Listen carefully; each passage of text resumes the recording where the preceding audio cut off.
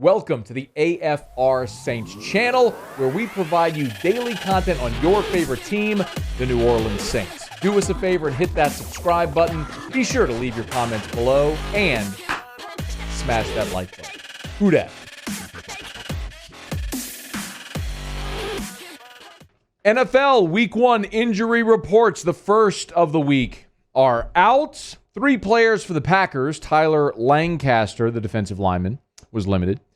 Vernon Scott, safety, did not participate. And Zadarius Smith, the pass rushing linebacker, limited with a back injury. For the New Orleans Saints, just one name on the injury report. And this might be the prelude to the bigger story of the day for New Orleans. The only player on the Saints injury report is cornerback Ken Crowley.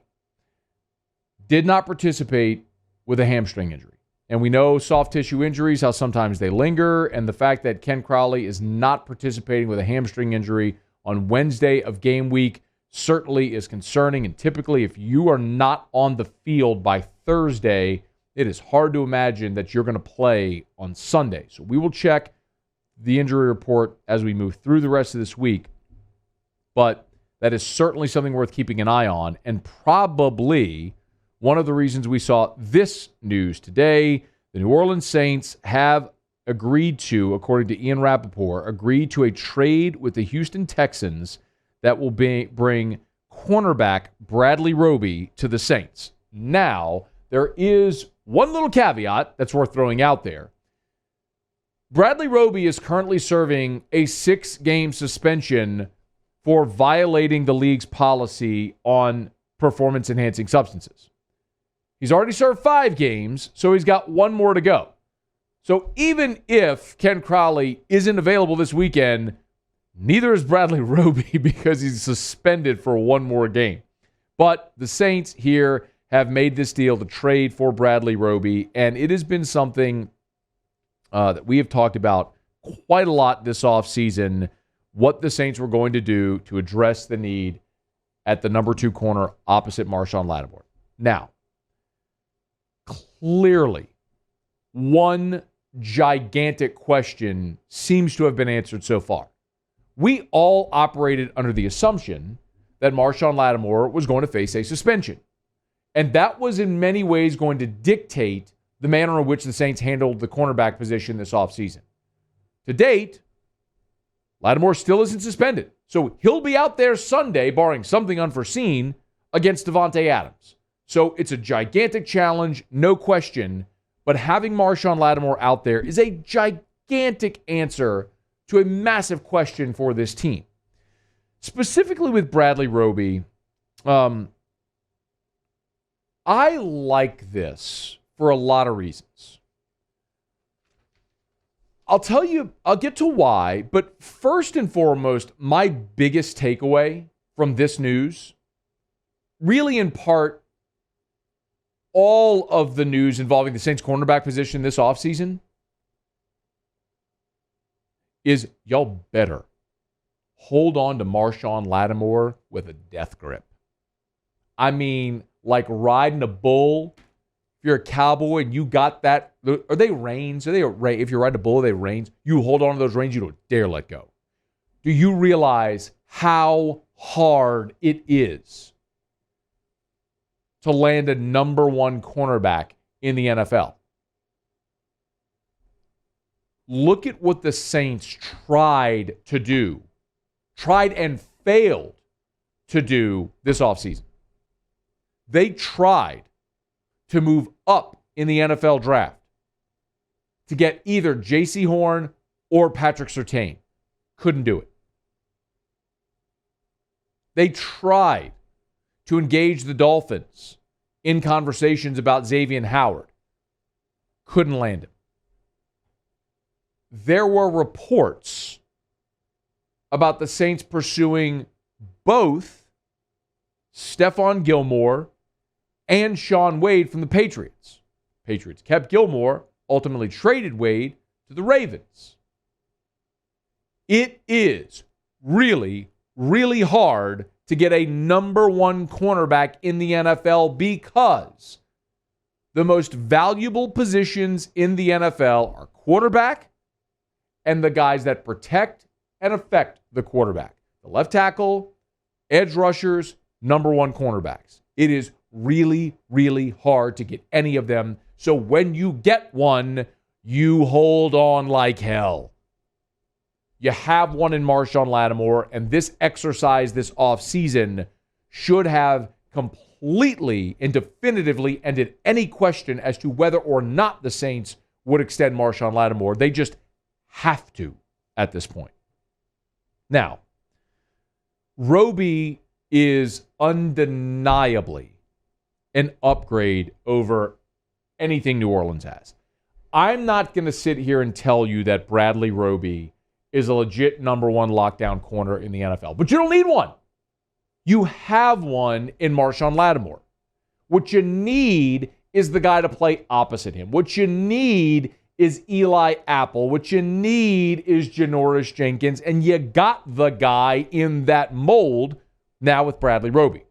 We have not yet, as of right now, seen terms of this deal, so I don't know what they had to give up to get him, but my guess is you're probably talking about a middle round pick, middle to late round pick, and I'm fine with that if you get a starting caliber cornerback that's going to play opposite Marshawn Lattimore.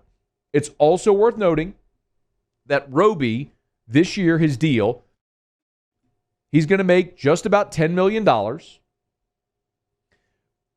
but there is an out after this season with no cap hit at all. The Saints can get out of the Bradley Roby deal after one season and not have any cap hit, no dead cap hit after this year. It's void. Or you can, pick up the option and have him next year at $10 million. So financially, it's team friendly. We'll see what they gave up to get him. It's an undeniable upgrade at your number 2 cornerback spot. Bradley Roby is a former first-round pick out of Ohio State. Right. Former first-round pick, spent 5 seasons in Denver. Didn't start in Denver until his 5th year. He was a first-round pick, was a backup until his 5th year, his final year in Denver, where he became a starter. The Texans signed him on a 1-year prove-it deal, and he proved it. So they extended him last year, the terms of which were a 3-year, $31.5 million extension that he signed last year. And now, after the first year of that contract, the Texans are trading him to New Orleans. But again, the third year of that deal can be voided. I like the terms.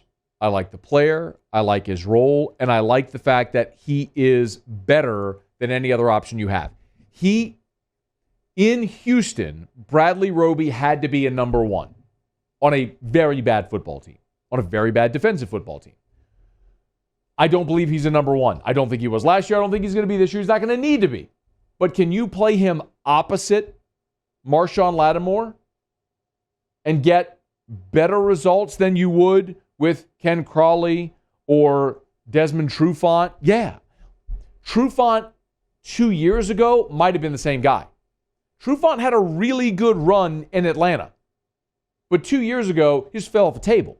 He just wasn't good anymore. Lost his starting job and was shipped out of town summarily after that. Last year, played in Detroit, was only active for 6 games. So, and then they let him go. You have a guy that's going to be 31 years old in a couple of days. He turns 31 on the 10th.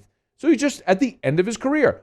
Roby is close. He's 29 years old. He's just 2 years behind. He's basically following the same trajectory. The question for the Saints is, can you milk one more season out of Bradley Roby, not as a number 1, but as a number 2?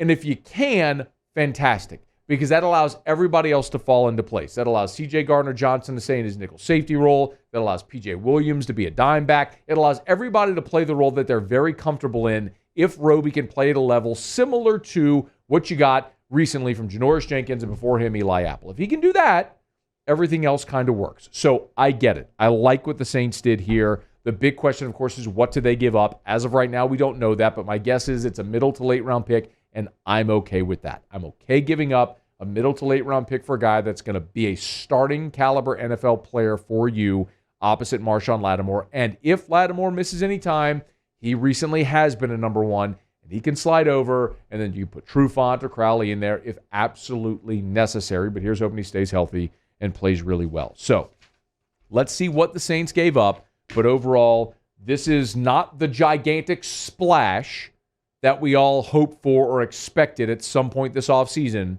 but it is the move to add a starting caliber defensive player that New Orleans absolutely had to make, and they made it here just a few days before the start of the 2021 season, even though Roby will not be available week 1 against Green Bay. Hey, thanks so much for watching.